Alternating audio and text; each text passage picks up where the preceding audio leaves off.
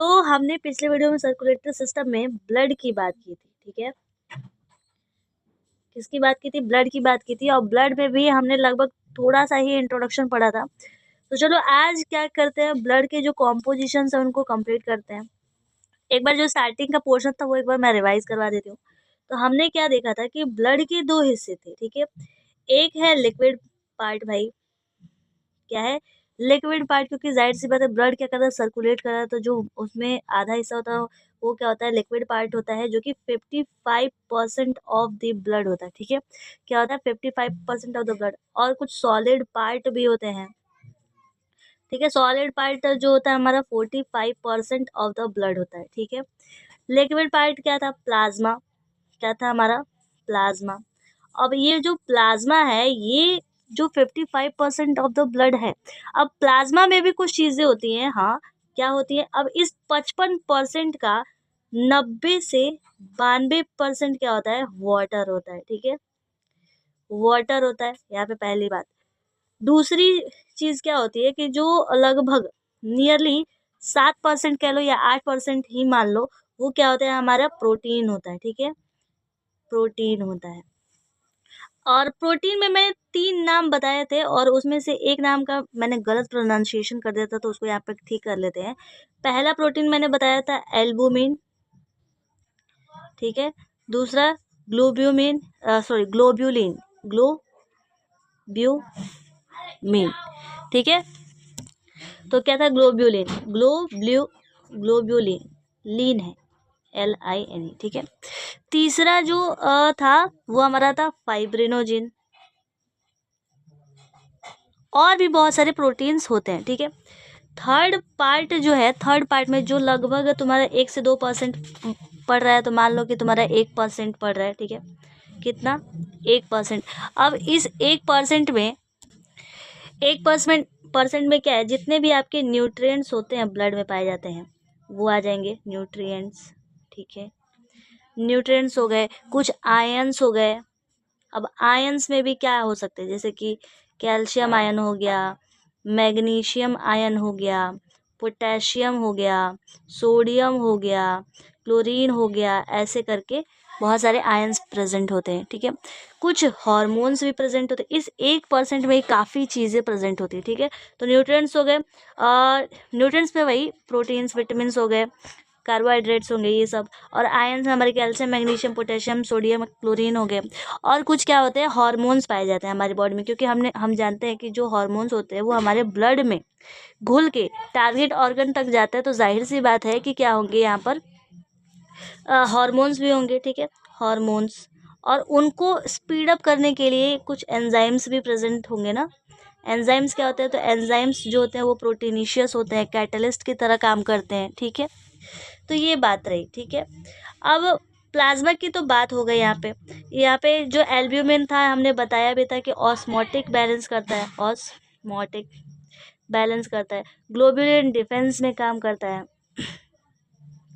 Fibrinogen clotting factor है भाई, clotting, CLOTNG, clotting. अब ये था। देन उसके बाद जो हमारा सॉलिड पार्ट में आता है, जिसमें हमारे जितने भी सेलुलर चीज़ें आती है, जैसे कि एक तरह से कह लो कि फॉर्म्ड एलिमेंट्स हैं। क्या है?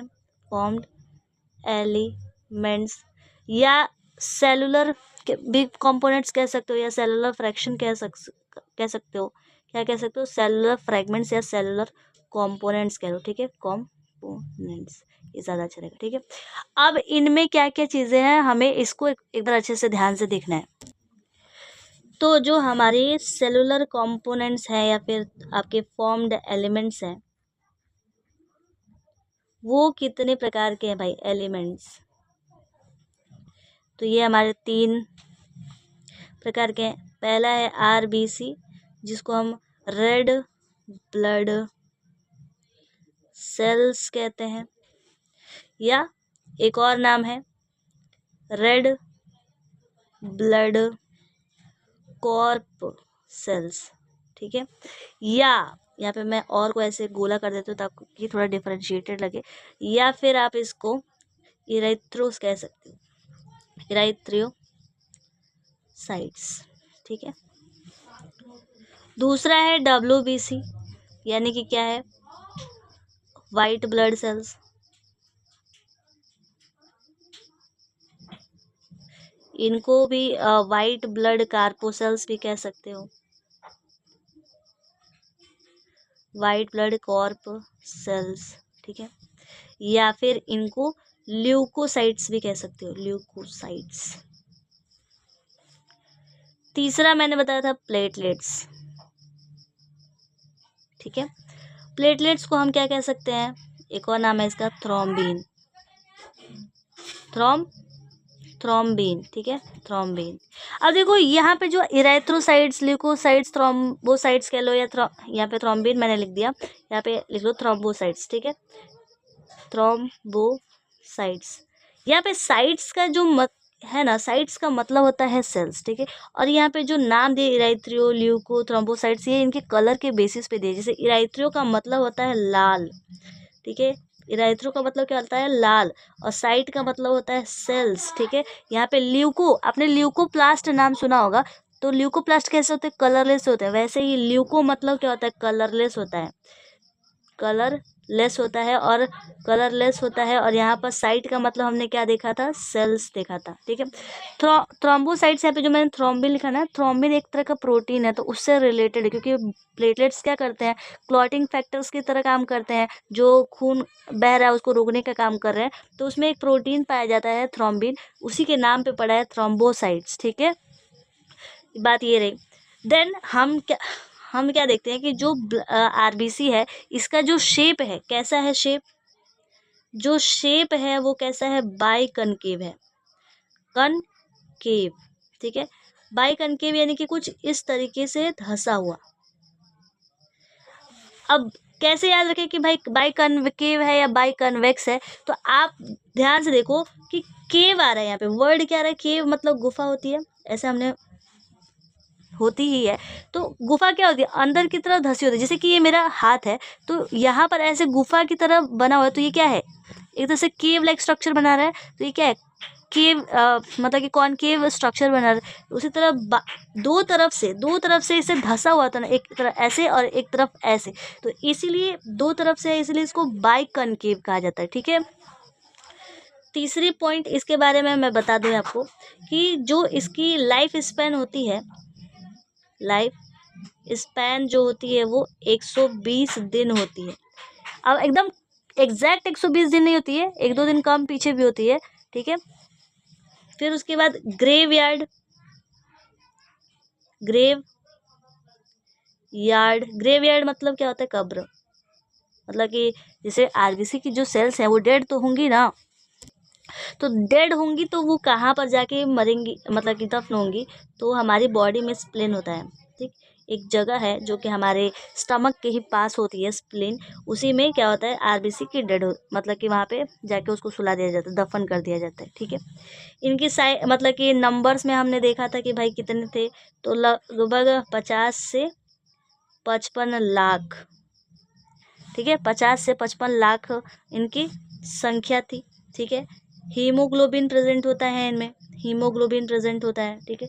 और हीमोग्लोबिन में क्या होते हैं, आयरन प्रेजेंट होते हैं, इसलिए ब्लड का कलर कैसा हो जाता है, लाल कलर होता है, ठीक है। यहाँ पे लाल मैंने लिख दिया इंग्लिश में ही, मतलब कि रेड होता है, ब्लड का कलर इसलिए रेड होता है।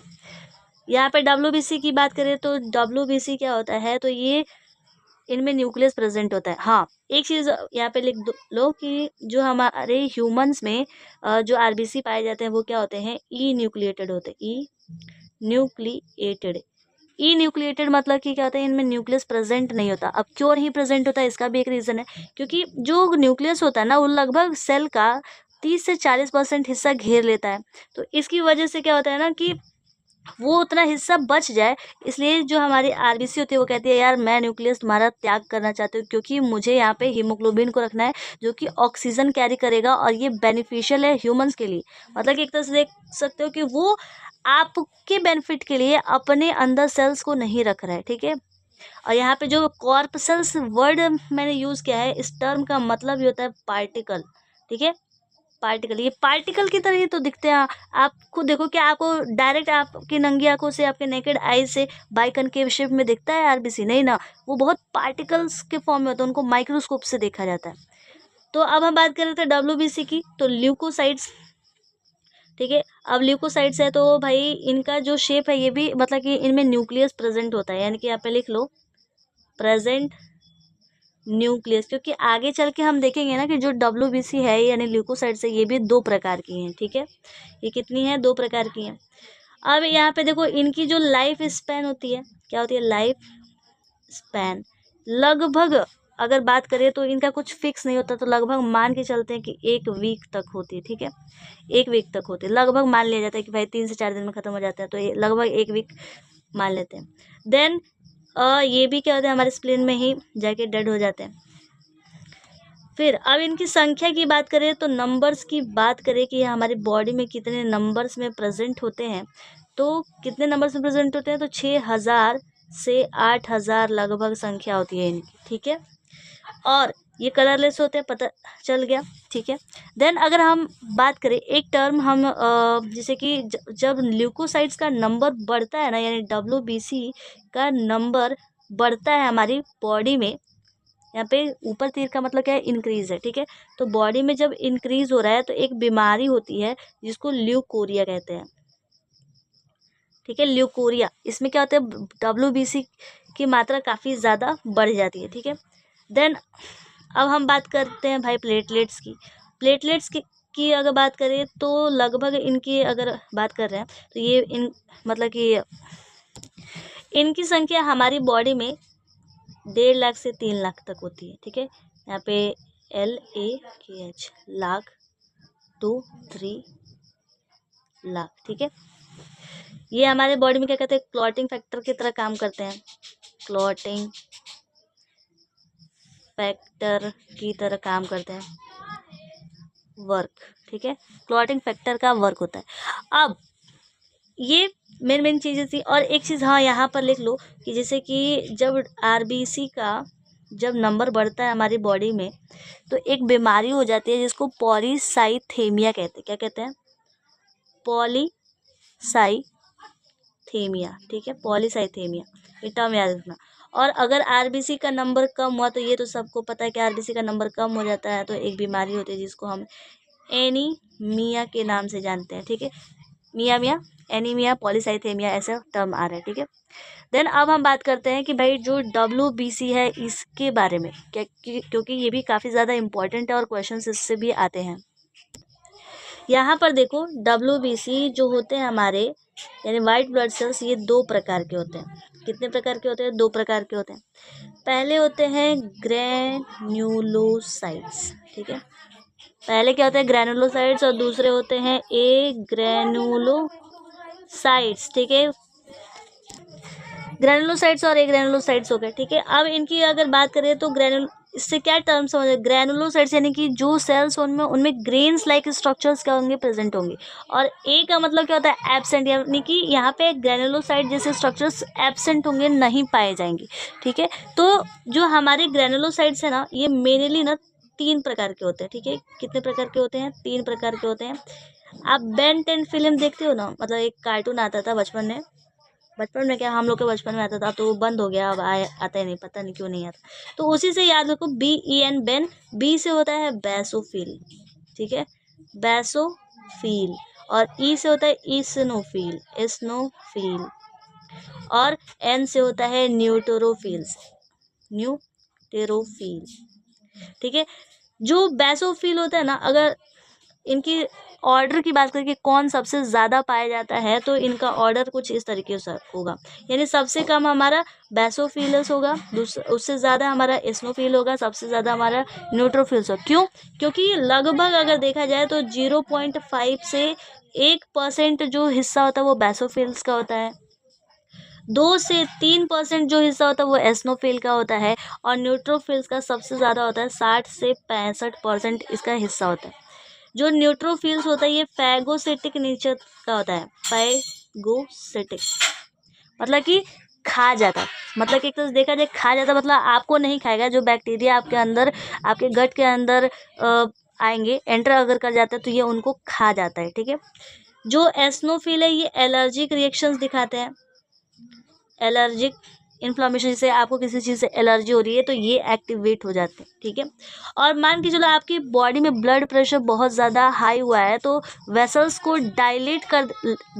वेसो डायलेशन यानी कि वेसल्स को डायलेट कर देने का काम कौन करता है, हमारा बेसोफिल करता है। अब बाई चांस ब्लड प्रेशर बहुत ज़्यादा गिर चुका है तो उसको क्या करेंगे, ब्लड वेसल्स को कॉन्स्ट्रिक्ट कर देंगे, यानी कि वैसो कॉन्स्ट्रिक्टर की तरह काम करेंगे, यानी कि एक तरह से कहा जाए कि इन्फ्लामेशंस ये शो करते हैं, इन्फ्लामेटरी रिएक्शंस करते हैं, एक तरह से कह सकते हो इन्फ्लामेटरी रिएक्शंस को शो करते हैं, ठीक है। ये बात होगी। अब ग्रैनुलोसाइट्स की बात करें तो ये दो हिस्से होते हैं, ठीक है। अच्छा, यहाँ पे एक चीज़ और देखो कि जो बेसोफिलस होता है ना, इसका जो न्यूक्लियस जो होता है वो बाइलोब्ड होता है लेकिन एस शेप में होता है, ठीक है। कैसा होता है, एस शेप में होता है। इस्नोफिल का जो न्यूक्लियस होता है वो कैसा होता है, हेडफोन शेप होता है, या फिर आप स्पेक्ट जैसे चश्मा होता है ना, पहले के ज़माने के लोग चश्मा पहनते थे तो कुछ उस तरीके का भी देख सकते हो, या हेड फोन शेप में, या फिर आजकल ठंडी के मौसम में कंटोपा आता है ना, जो आजकल कुछ ज़्यादा ही चला हुआ है, पंप वाला, पक पक पक करते हैं वैसे, तो ये उस तरह के शेप में भी। और जो न्यूट्रोफिल्स होते हैं मल्टी लोब्ड होते हैं, इनमें बहुत सारे लोब जैसे स्ट्रक्चर्स प्रेजेंट होते हैं, ठीक है, कि मल्टी लोब, इसीलिए इसको क्या कहते हैं, मल्टी लोबुलर स्ट्रक्चर का न्यूक्लियस होता है इसमें। देन अगर हम बात करें यहाँ पर जो ए ग्रेनुलोसाइट्स यानी इनमें ग्रेन्स प्रेजेंट नहीं है तो हम कह सकते हैं ना कि इसके दो हिस्से हैं, एक है लिम्फोसाइट्स, ल्यूकोसाइट्स के ही दो हिस्से हैं, लिम्फोसाइट्स, ठीक है, और दूसरा है ये मोनोसाइट्स, ठीक है, मोनोसाइट्स। लिम्फोसाइट्स जो होते हैं ये हमारे मतलब कि जो हमारी बॉडी है उसमें 20 से 25% होते हैं, और मोनोसाइट जो होते हैं वो 6 से 8% होते हैं। मोनोसाइट भी फैगोसाइटिक नेचर के होते हैं, फाइगोसाइटिक नेचर के होते हैं। और लिम्फोसाइट्स आगे चल के दो हिस्सों में बट जाते हैं, एक को कहते हैं बी लिम्फोसाइट्स और एक को कहते हैं T lymphocytes. T lymphocytes B lymphocytes की हेल्प करता है भाई, एक तरह से जिससे कि अगर कोई बैक्टीरिया या वायरस हमारी बॉडी के अंदर एंटर करता है तो टी सेल्स क्या करते हैं, हेल्प करते हैं बी सेल्स को कि एक्टिवेट करते हैं, मतलब कि अपने आप को तैयार करते हैं, अपनी फौज को तैयार करते हैं कि यार दुश्मन सामने आ चुका है, अब उसको गोली से उड़ाने का वक्त है, मैं तुम्हारा साथ दूंगा। मतलब ये खुद नहीं जाता, ये बी सेल्स को भेजता है, बी लिम्फोसाइट्स को, ठीक है, इस तरीके। तो अब ये लगभग हमारा पोर्शन सर्कुलेटरी सिस्टम का कंप्लीट हो चुका है, जो भी इंट्रोडक्शन पार्ट रहे थे वो भी कंप्लीट हो चुके हैं। अब नेक्स्ट वीडियो में ब्लड वेसल्स के बारे में हम बात करेंगे, ठीक है। एक दिन वीडियो डिले हो गया तो उसके लिए आई एम सॉरी, बट अपनी कोशिश जारी है कि टाइम पे वीडियोस मैं अपलोड कर दूं, ठीक है, ताकि आप लोग को भी कुछ दिक्कत ना हो, ठीक है। अगर कोई क्वेश्चन है, कोई क्वेरी है तो प्लीज़ यार कमेंट में बताना, और कोई चीज़ नहीं समझ में आ रही है तो भी मुझे कमेंट में बताना, ताकि मैं उसको इम्प्रूव कर सकूँ, मतलब ठीक कर सकूँ कि यार आगे और अच्छे से समझ में आए, ठीक है। तो मिलते हैं नेक्स्ट वीडियो में, तब तक के लिए ओके बाय।